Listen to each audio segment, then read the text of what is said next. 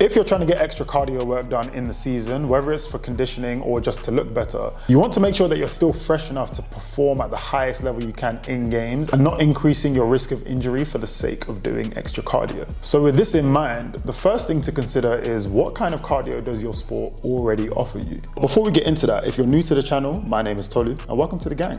Over this side of YouTube, I try and share as much practical and realistic advice as possible to help you become a well-rounded athlete that performs at a high level in-game and beyond, aka an elite smart athlete. So for example, using myself, I'm a basketball player, and basketball requires you to do a lot of high intensity sprints, slides, and jumps with short rest intervals in between, making it a mostly anaerobic form of cardio, i.e. there's not enough oxygen in the muscles for energy. Whereas football, and by football I mean the one where you actually kick the ball and you use your feet, football requires a more consistent running pace, but there are varying levels of intensity throughout the game, but there are also longer breaks between those intense bursts, making it a mostly aerobic form of cardio, i.e. there is enough oxygen in the muscles for energy.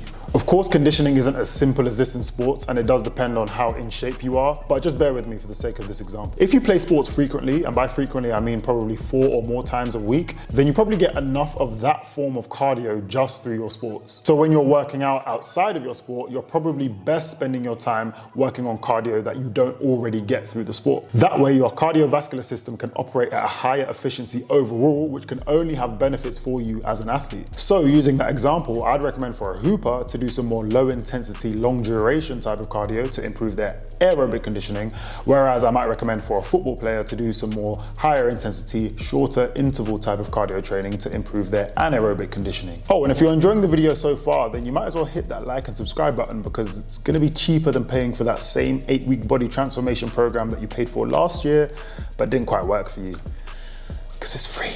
So the next thing to consider is how intense will that cardio be?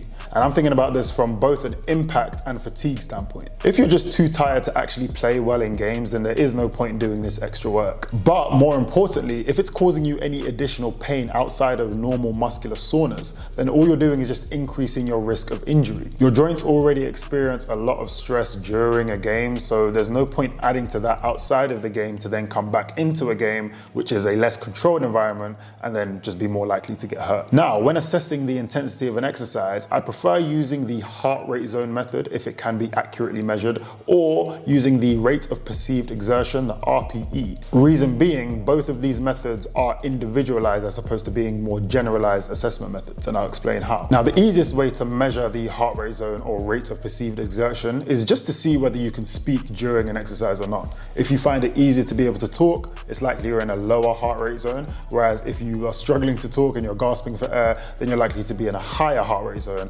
and in both cases, relatively, it'll also be a lower rate of perceived exertion or higher RPE. So for example, if you get 2 people, one of them is an Olympian 100-meter sprinter and the other one is someone who has never run 100 meters in their life, you get them both to sprint 100 meters, although both will be tired after the race, it's likely that the trained Olympian who has done loads of reps of that 100 meters is not gonna rate running that 100 meters as difficult as someone who has never run it in their life. And if you were to look at their breathing and whether they can speak, it's likely that the trained Olympian is going to be able to speak at least much quicker after the race than the person who's never trained it. So even though they are objectively doing the exact same exercise, the intensity of that exercise is subjectively different to the both of them. And that's why it is a rate of perceived exertion. And that's why it kind of correlates with the heart rate zone that you're working in.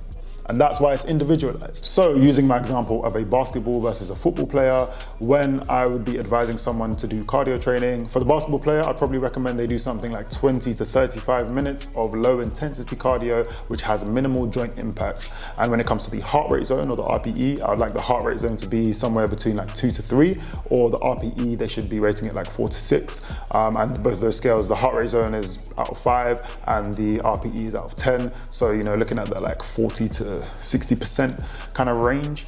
And in terms of the actual exercises they could be doing, it'll probably be something like going on the exercise bike or a cross trainer, using the stepper, or something like swimming if you've got access to a pool. Whereas for the football player, I would recommend they maybe do something like 5 to 10 minutes of higher intensity interval training, where they're working in a heart rate zone of more like a 4 to 5 or an RPE of 8 to 10. So, you know, that 80 to 100% effort.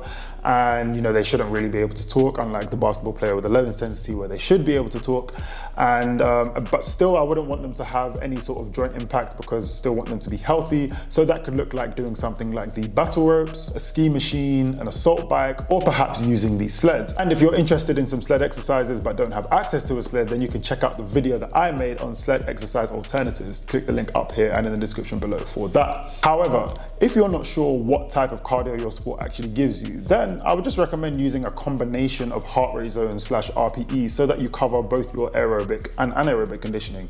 Then you don't miss out on anything. And a method that I found useful for doing that is using the walk, jog, sprint technique, but it doesn't necessarily have to be those things. For instance, you could set the resistance on a cross trainer to a certain level, and then you could go for 30 seconds at a walking type of pace, 20 seconds at a jogging type of pace, and then 10 seconds at an all-out sprint type of pace. And so you're slowly increasing the heart rate zone and / RPE as you go through the different rounds. And then you just repeat it. So once you've done the sprint, you go back to the 30 seconds of walking.